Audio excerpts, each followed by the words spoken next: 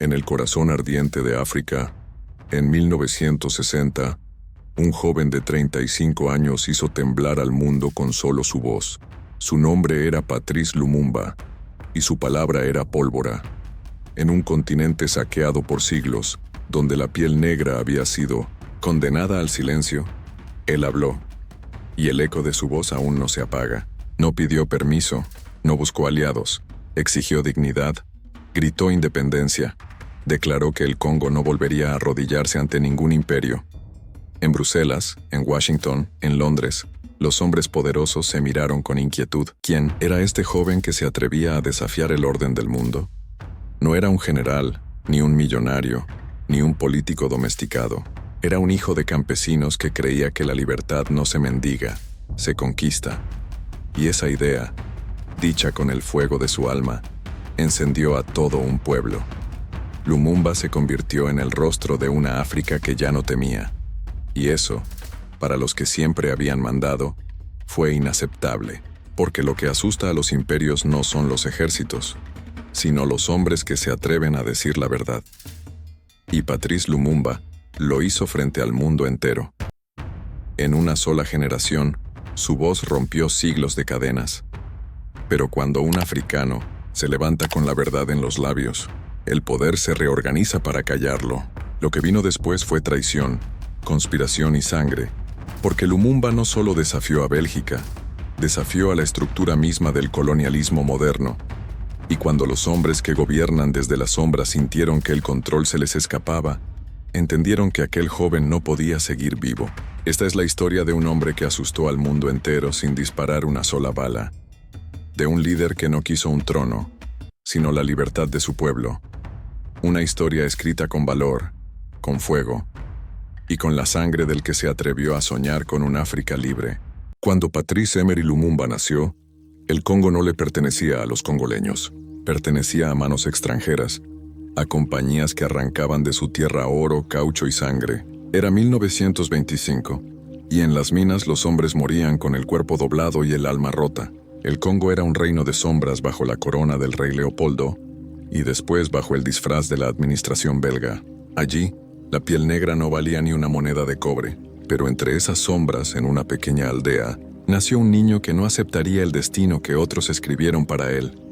Lumumba creció viendo cómo los suyos se agachaban ante uniformes y banderas que no eran las suyas. Aprendió rápido lo que significaba ser africano en tiempos de dominación.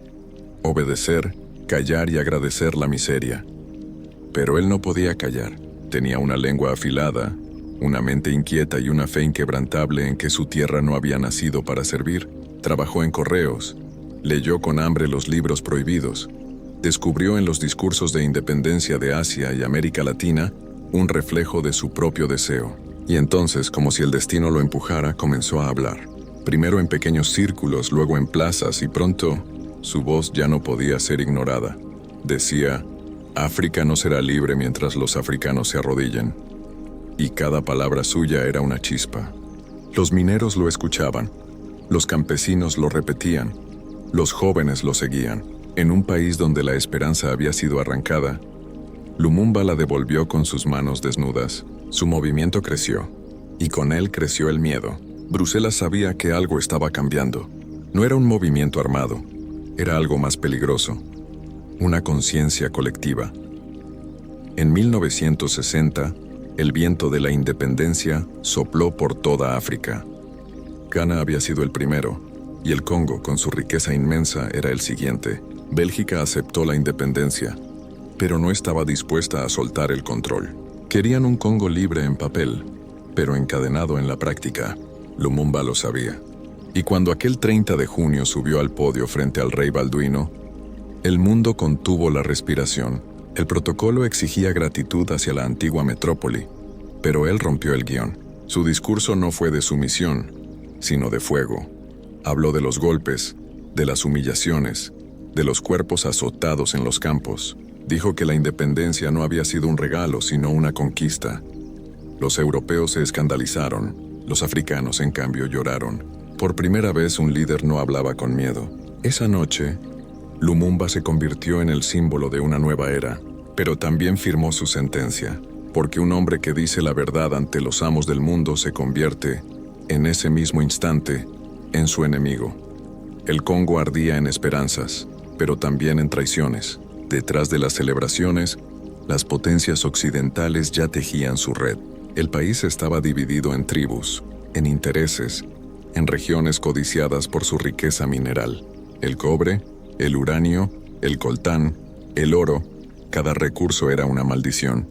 Y mientras el pueblo soñaba con libertad, los hombres en las embajadas planeaban su caída.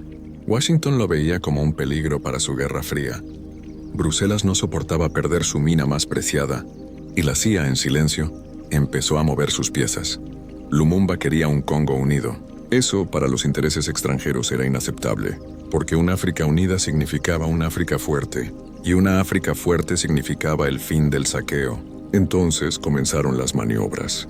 Lo aislaron políticamente, lo traicionaron desde su propio gabinete y encendieron la chispa del caos. El ejército se sublevó, las provincias ricas declararon su independencia y el país recién nacido se desgarró en días. Aún así, Lumumba no cedió. Siguió viajando por el país hablando a las multitudes, recordándoles que el enemigo no estaba entre ellos, sino más allá del océano. Decía, el colonialismo no se ha ido, solo ha cambiado de rostro.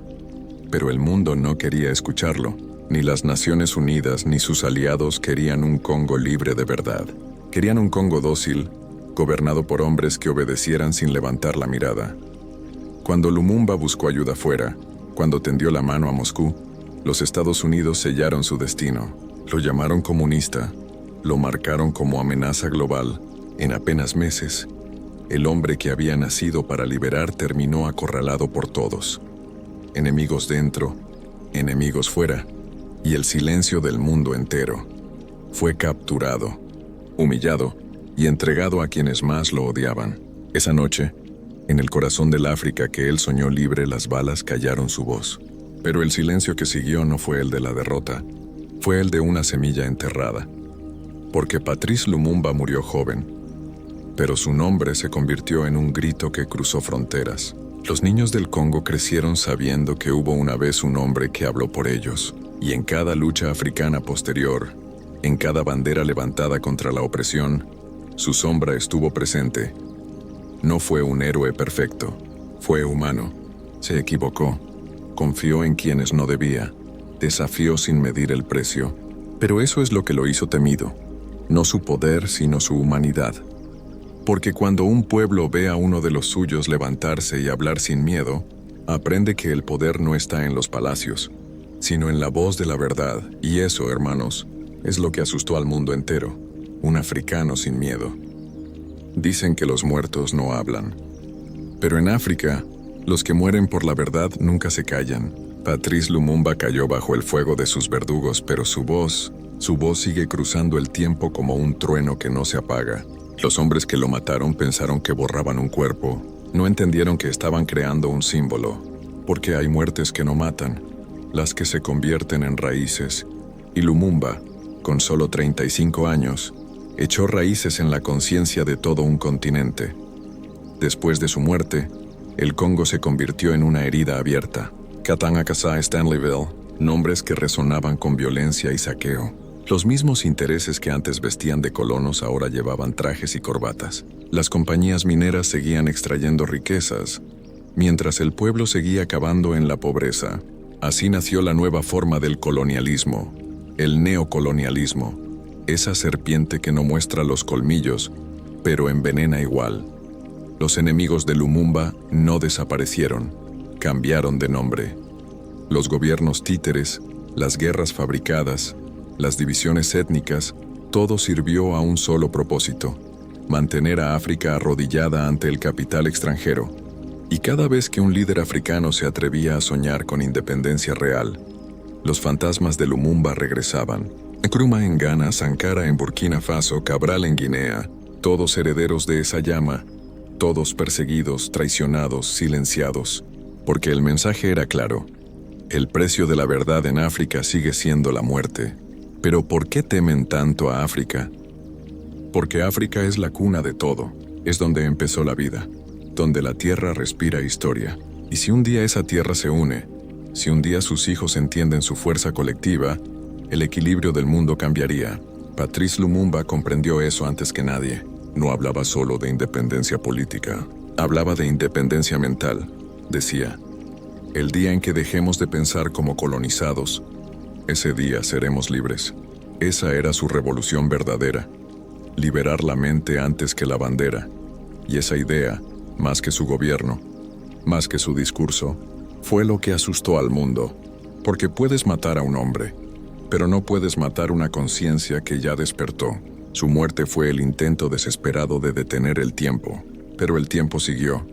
Y cada generación de jóvenes africanos ha vuelto a mirar su rostro preguntándose, ¿cómo un hombre tan joven pudo desafiar a imperios tan viejos? El cuerpo de Lumumba fue destruido, disuelto en ácido, escondido de la historia. Bélgica tardó 60 años en devolver un diente, el único resto que quedó de él.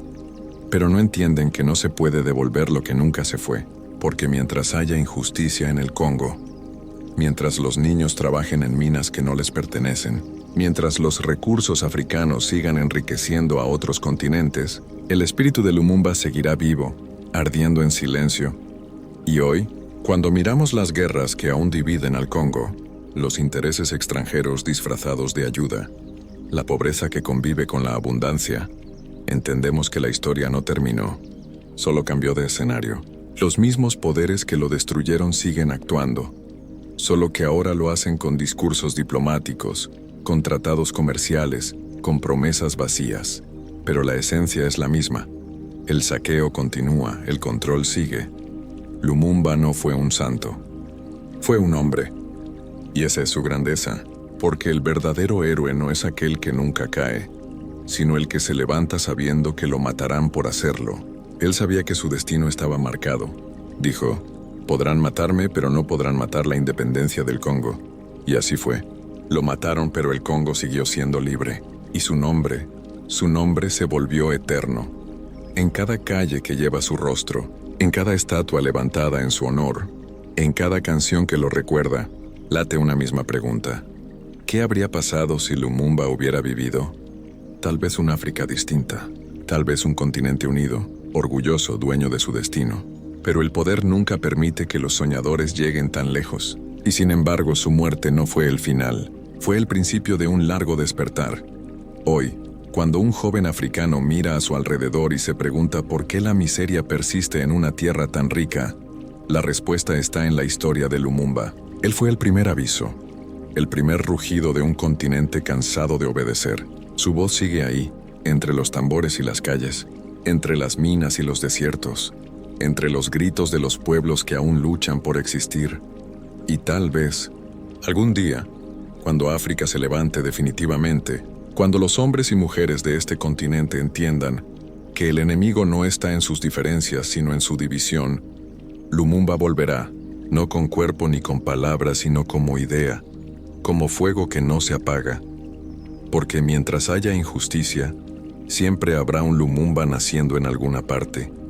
Y tú, que escuchas esta historia, no la olvides. Porque el olvido es el arma más efectiva del poder.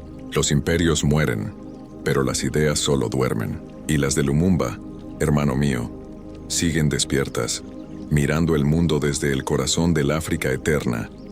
Suscríbete, no para seguir un canal, sino para seguir la voz de quienes nunca pudieron ser silenciados, para que historias como esta no vuelvan a ser enterradas bajo el polvo del miedo, porque recordar también es una forma de resistir.